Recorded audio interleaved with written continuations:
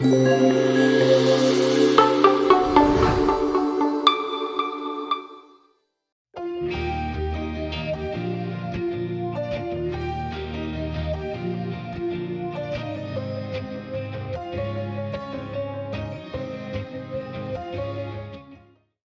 je m'appelle Amalia, je suis mandataire judiciaire à la protection des majeurs à l'UTAF de la Somme depuis le 5 juillet 2021.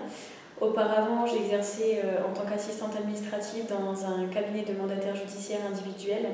Et pour la petite anecdote, ce professionnel en question n'est autre que ma maman, qui, forte de ses 30 ans d'expérience dans le domaine, m'a fait découvrir le métier avec passion. Et c'est ce qui m'a donné envie de suivre sa route en passant la formation CNC, donc le certificat national de compétences, qui est le diplôme obligatoire pour exercer le métier, et d'intégrer l'UDAF de la Somme avant de me lancer en tant que mandataire individuel.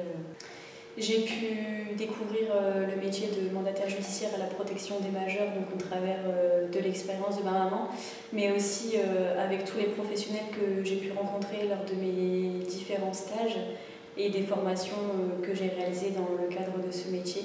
J'ai décidé de venir à l'UDAF de la Somme à la suite de ma formation CNC pour acquérir de l'expérience dans le milieu associatif.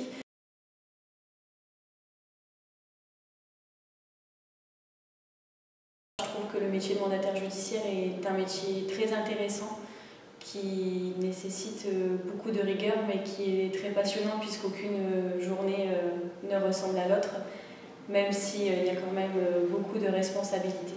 Il accompagne les personnes vulnérables bénéficiant d'une mesure de protection telle que la sauvegarde de justice, la curatelle et la tutelle vers un retour à l'autonomie. Le mandataire judiciaire à la protection des majeurs exerce plusieurs missions, notamment la gestion budgétaire et administrative du majeur protégé.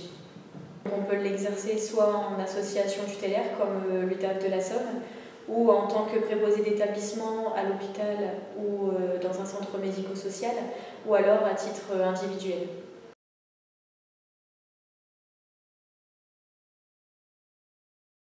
Je vais faire référence à notre précédent colloque sur le thème de l'individualisation de la mesure de protection qui malheureusement est difficile à mettre en place dans le milieu associatif par manque de moyens humains.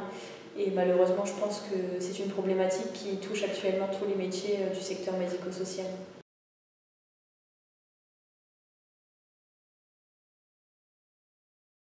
Ce que j'aime le plus dans le métier, c'est la relation avec l'usager et le fait de les aider vers le retour à l'autonomie, puisqu'on est bien conscient que pour eux, c'est très compliqué de bénéficier d'une mesure de protection, notamment pour les personnes qui ne l'ont pas décidé.